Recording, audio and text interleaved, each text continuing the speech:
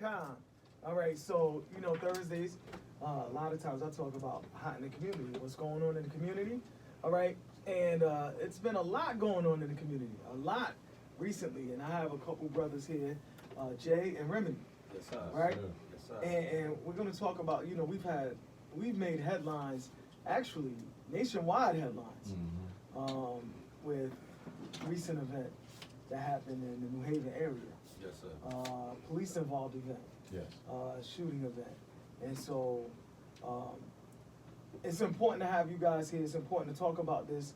And it's important to talk about a number of things that have been going on in the community.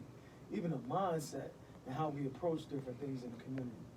Now, I know you guys have an event that's going on today. Yes, sir. And that event is where? That event is at 3 p.m. and that's on State Street, New Haven. First of all, thank you for having us, Oh, man. not a problem. It's totally a blessing.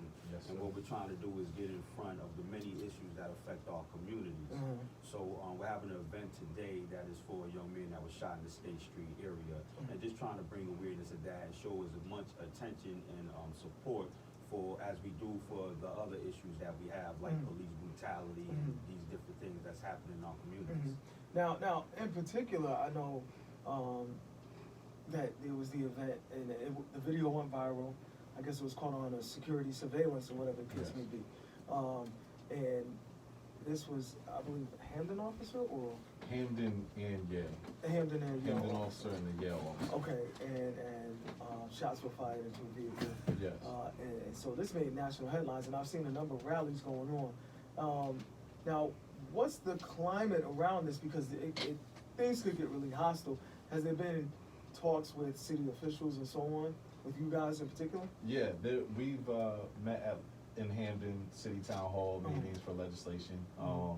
A lot of people voiced their concerns. The climate right now is we're still demanding that that the officers are held accountable, and that is Devin Eaton, Terrence Pollock. Terrence Pollock was the Yale officer. Devin Eaton was the Hamden officer, and the Weathersfield officer as well, for another situation that occurred with Chulo, you know, and so Officer Ulizer, something like that. I might be saying his name wrong. But we're still waiting on them to be held accountable. We're still waiting for the mayor of Hamden, Kurt Lang, to really come out and speak about how his officers are being trained and making sure that he also takes accountability for how his staff is being trained. Right. And that speaks to the heart of that speaks to the heart of what we're moving to try to change the legislation for the use of deadly force with police discretion. You understand? Right. There's legislation, there are general orders that were put in place and allow the police communities across the country, to be quite frank, to use deadly force at their discretion. And I think if I could just piggyback off of that, I say veggie back on a holistic way. But no, just to piggyback off of that, you know, when we talk about these rallies and we protest, it's great.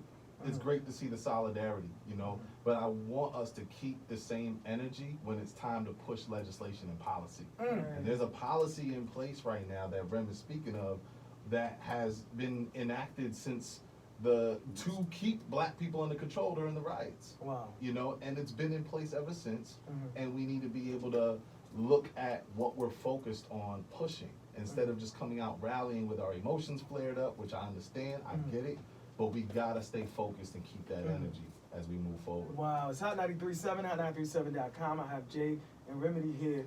And what I want people to understand is we're not here talking about, all cops are bad, this, that, and the other, because then that changes the whole direction of the conversation. Right. Because then people go on the defensive. And it's like, in these particular cases, we're just looking for accountability. Right, absolutely. And then at the same token, in the other instances that are happening, we're looking for accountability even when it's not police involved. Right. All right, Absolutely. we're looking for accountability here as well. And I think a lot of that starts with us having to stick together. Absolutely. And not be so concerned about who's in the forefront. Or, I don't get along with him, so I can't work with him on this. There's a bigger picture here. Right. There's a bigger picture here, and it's important to come together so that we can have a solution on a grander scale than just, to pump our chest and say, oh, I was the one involved, I was the one who was responsible for Yes. this. Right, and we're experiencing that on all levels. Well, myself and Jay were working on, and a host of other people. Mhm. Because the one thing that we're recognizing is that, first of all, we are honored and we're humbled, and we have the awareness to know that we're standing on the shoulders of so many of our elders that came before us and did this work. Right. So humility comes into play. Right. You have to, have some humility to understand these things. Mhm. So what we're working on is something that's going to be called the Power Healing Conference. Mhm. To whereas, and speaking of what you're saying, to whereas we're able to sit with each other and learn and heal and be able to forgive each other, so we can bring back a trust amongst each other. Right. Be able to talk with each other, even if that means arguing. Sometimes you might argue with a loved one, so we recognize the fact is that these are people in our communities that we need to work with. Mhm. And with these people, I think it's also important for us to understand that even with this conference that Rem is speaking of, for our show, Moving Target, we wanted to begin a series where we start to look at the stages of this healing. And one of those stages is to understand within our community healing and our grassroots work is to understand those legends before us, those warriors before us that stood for justice, that have showed us the way of activism. Right. Mother Fair is somebody who we really staying close with in our community, because Mother Fair has been around really doing this work. Barbara Fair, if you ever want to look her up, you could just actually go to JusticeP75 at Hotmail if you ever want to email her on what she's doing and the work that she's doing. And we would suggest that. We would suggest if you really want to be involved in police brutality and just a host of social anti-police brutality, right? If you want to be involved in anti-police brutality and a host of other social injustices, that you really look at our elders. And Mother Barbara Fair, we call her Queen Mother Barbara Fair, is definitely the Queen Warrior in New Haven, Connecticut, and she's known on the legislative level as well. So here's my question. So for me, okay, like I consider myself an outside looking into a lot of things. So for me, and I guess people like me, we see things happening around us and we're like processing it. Sometimes you become numb to it and you're kind of like, okay, here we go again. Now this happened in our backyard, and I'm really happy that this came off of social media, because we always hashtagging when things are happening, like in Wisconsin or wherever. Right, yeah. But now it's in Connecticut, so it was like, oh, you're about to get active, so I'm glad to see that people are out in these streets.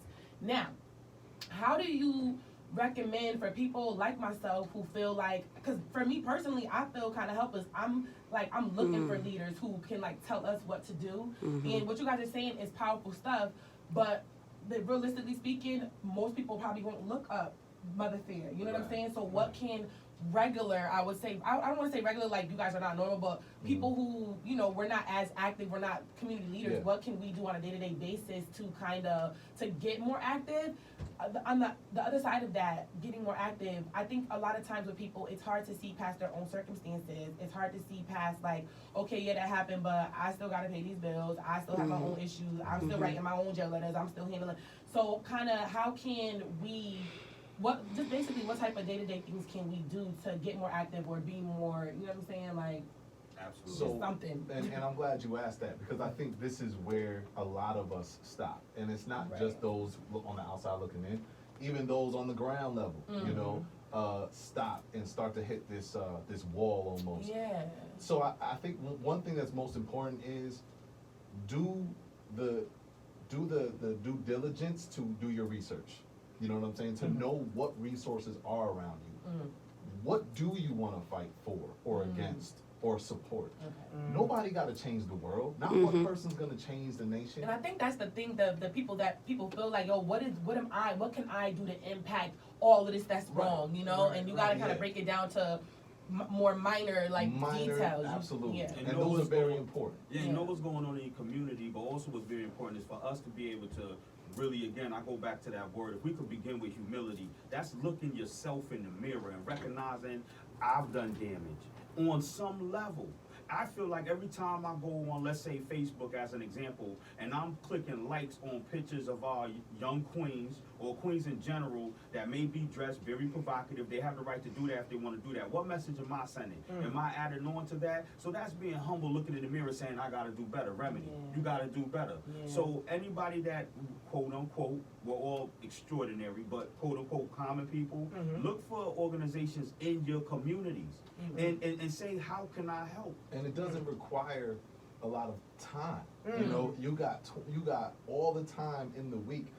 Science already shows that as you pour out and give to charity, science already proves that that actually is physically healthy for you. So if you want to take it from a health perspective, it's healthy for you to go help. But if you want to take it from just a community, family, love perspective, knowing what's cool, what you want to fight for, finding that organization and showing up to a vote, showing up to an event, donating a pizza for the kids at this small program, all of that, doing your part is all that I think all of us who are out doing the groundwork look for.